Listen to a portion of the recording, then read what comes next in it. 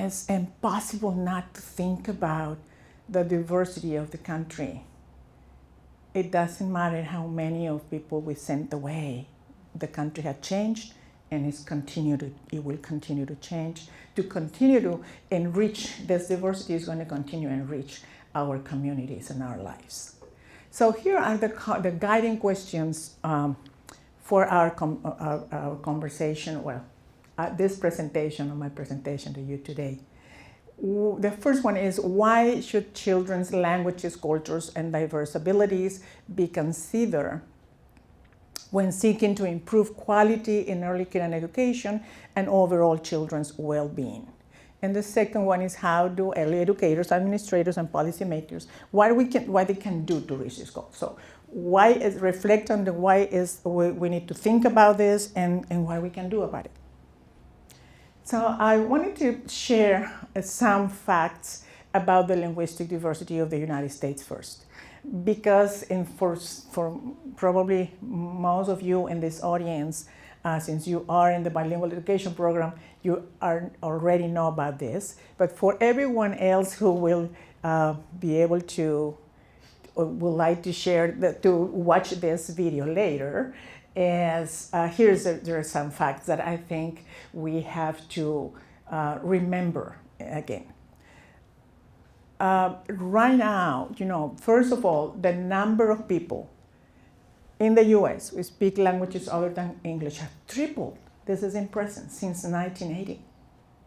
And it's estimated that it's going to continue growing.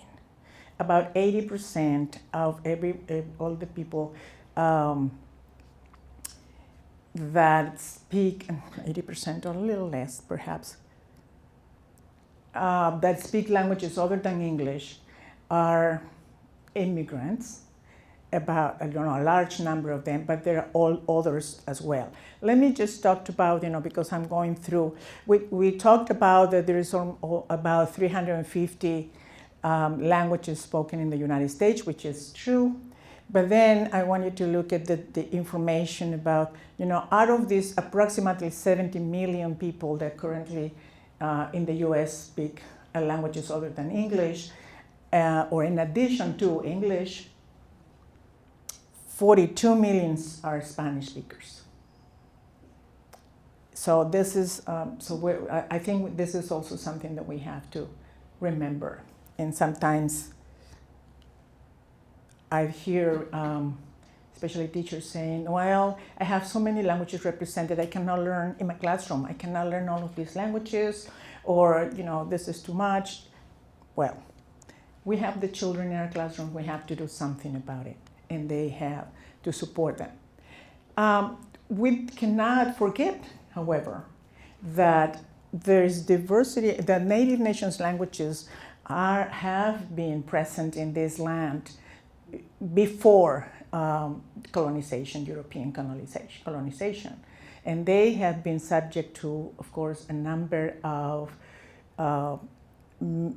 practices that intended to assimilate them and to really reduce their presence or eliminate their presence from this continent, from these lands.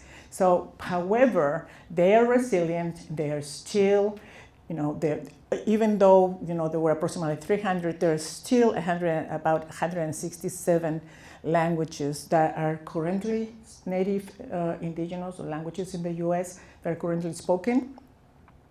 But unfortunately, the estimations or the projections indicate that by 2050, perhaps only 20 will remain.